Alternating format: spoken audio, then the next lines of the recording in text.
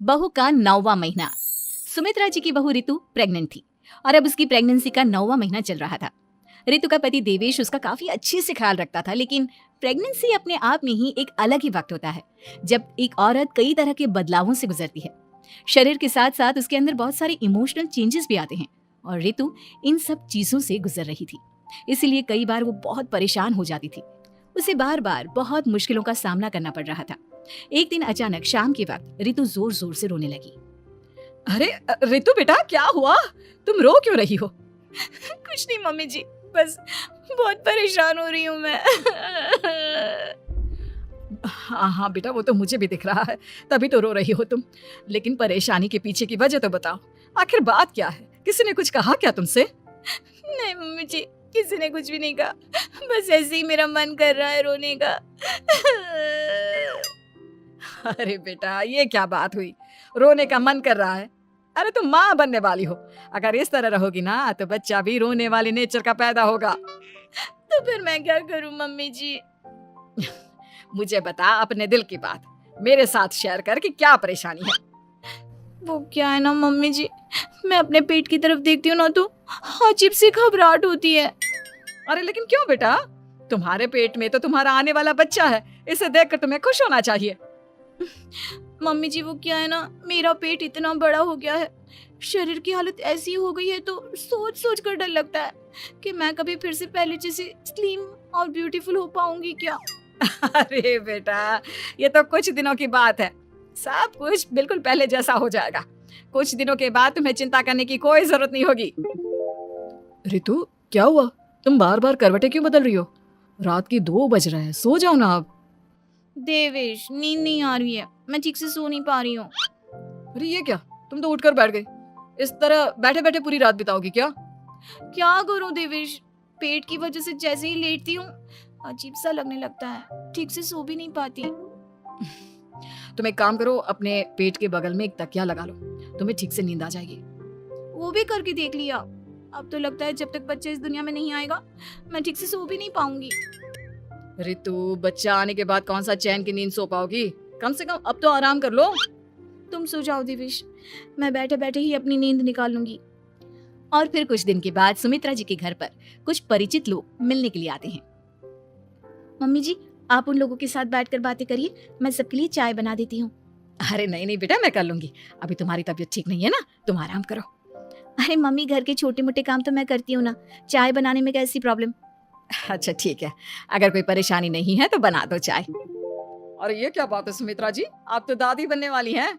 हाँ जी, बस ठीक ठाक तरीके से मेरा पोता या पोती इस दुनिया में आ जाए तो चैन हो जाए।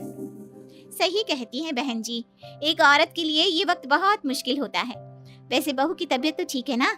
हाँ हाँ, तबीयत तो ठीक है, बस ऐसे ही थोड़ी बहुत परेशानी है जो इस वक्त होती है, उसी से गुजर रही है। पहली बार माँ बन रही है ना, कभी कभी परेशान हो जाती है। सुमित्रा जी रिश्तेदारों से बात करती है और उन्हें काफी देर हो जाती है। रिश्तेदारों के जाने के बाद, अरे ऋतु बेटा, तुम अभी तक किचन में काम कर रही हो? मैंने तुम्हें मना किया था ना, इतनी देर खड़े रहने की क्या जरूरत थी? मम्मी जी, वो मुझे लगा रात के खाने में देर हो जाएगी, इसलिए मैं साफ उधर बिजी थी तो मैं खाना बनाने लग गई थी। अरे बेटा, तुम तो बिल्कुल कुछ भी नहीं समझती, जरा अपने पैरों की हालत तो देखो। हाँ मम्मी जी, मुझे भी ना पैरों में बहुत भारीपन लग रहा है। ये भारीपन नहीं है, ज्यादा देर खड़े रहने की वजह से तुम्हारे पैरों में सूजन आ गई है। अब कमरे में जाकर आराम करो, चलो। और सुनो, अपने पैरों के नीचे ना तकिया लगा लेना, सर के नीचे मत लगाना, ठीक है? अपने कमरे में जाने के बाद, यार ये प्रेगनेंसी भी कितनी अजीब चीज है, कभी रोने का मन करता है, कभी हंसने का। घर में सब मुझे बहुत प्यार करते हैं, लेकिन प्रेगनेंसी की जो प्रॉब्लम्स मैं फेस कर रही हूँ वो मैं किसी को नहीं समझा सकती। ये सब कब ठीक होगा? और फिर एक रात अचानक ऋतु नींद में उठकर बैठ जाती है और अपने पूरे शरीर पर खुजली करने लगती है। देवेश की आंख खुलती है और वो ऋतु को इस तरह खुजली करते हुए देखता है। अरे क्या हुआ ऋतु, तुम ठीक तो हो ना? पता नहीं क्यों देवेश, लेकिन अचानक से पूरे शरीर में खुजली हो रही है। दिखाओ जरा मुझे। अरे लेकिन तुम्हारे शरीर पर तो कोई मच्छर के काटने की या किसी तरह के रैशेस भी नहीं है, फिर खुजली क्यों हो रही है? लगता है ये भी प्रेगनेंसी की कोई नई प्रॉब्लम है।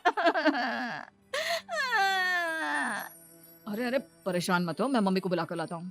सुमित्रा जी के आने के बाद, अरे क्या बात है बेटा, इस तरह क्यों खुजली कर रही हो? अचानक से क्या हो गया तुम्हें? मम्मी जी ऐसा लग रहा है जैसे सर से पैर तक पूरे बदन में मच्छरों ने काट लिया हो। अरे लेकिन इसमें रोने की क्या बात है, चुप हो जाओ, सब ठीक हो जाएगा। हाँ मैं बहुत परेशान हो गई हूँ।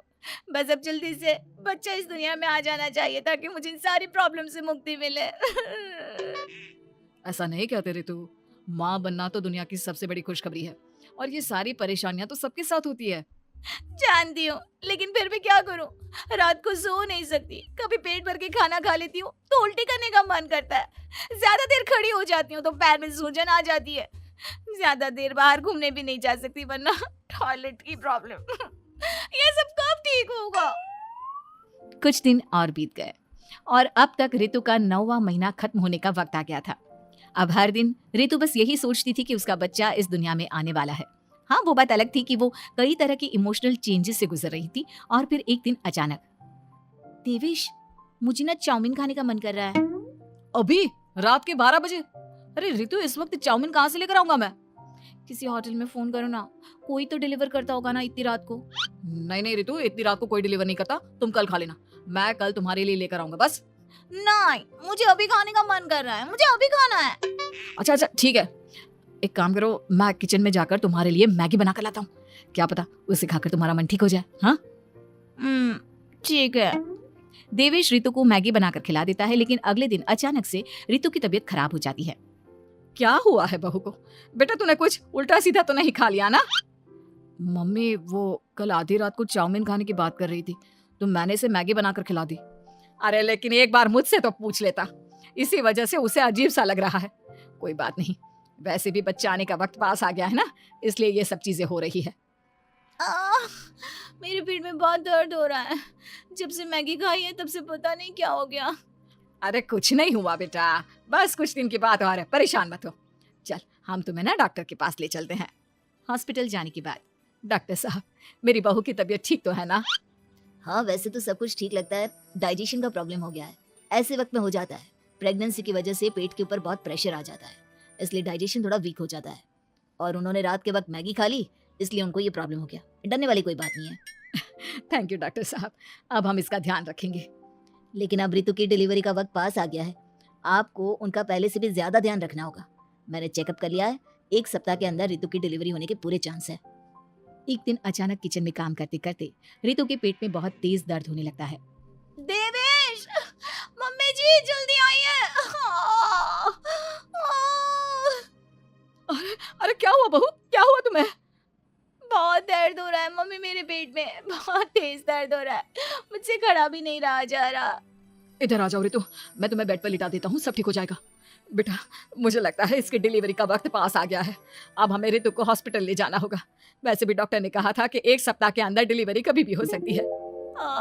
मुझे बहुत दर्द हो रहा है, ऐसा लग रहा है जैसे मैं मर जाऊंगी। प्लीज मुझे बचा लो देवेश। अरे ऋतु घबराओ मत, ऐसा कुछ नहीं होगा। हॉस्पिटल पहुंचने के बाद आप जल्दी से ऋतु को एडमिट करवा दीजिए और आप लोग बाहर वेट करिए। नहीं, मुझे बहुत दर्द हो रहा है।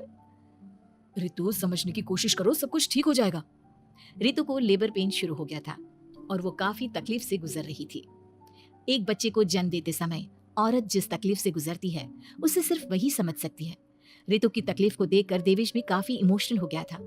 ऋतु को इस तरह चीखते देखकर उसे बहुत दुख हो रहा था, लेकिन आधे घंटे के बाद जब डॉक्टर अपने हाथ में ऋतु और देवेश की छोटी सी बच्ची को लेकर आया तो ऋतु के चेहरे पर स्माइल आ गई। ऋतु, ये देखो तुम्हारी और मेरी नन्ही सी बेटी। ये तो एकदम परी की तरह दिखती है। दिखेगी क्यों नहीं, एकदम तुम पर गई है ना, इसलिए। लेकिन मम्मी, उसकी नाक तो मेरे जैसी है। अच्छा ठीक है, नाक तुम रख लो, बाकी सब मेरे जैसा। देखा ऋतु, तुमने कितनी तकलीफ सही, लेकिन उस तकलीफ के बदले तुम्हें भगवान ने ये छोटी सी परी दे दी। और ऐसा सब औरतों के साथ होता है। तुमने बहुत हिम्मत रखी है बेटा, और इसका नतीजा आज हमारे सामने है।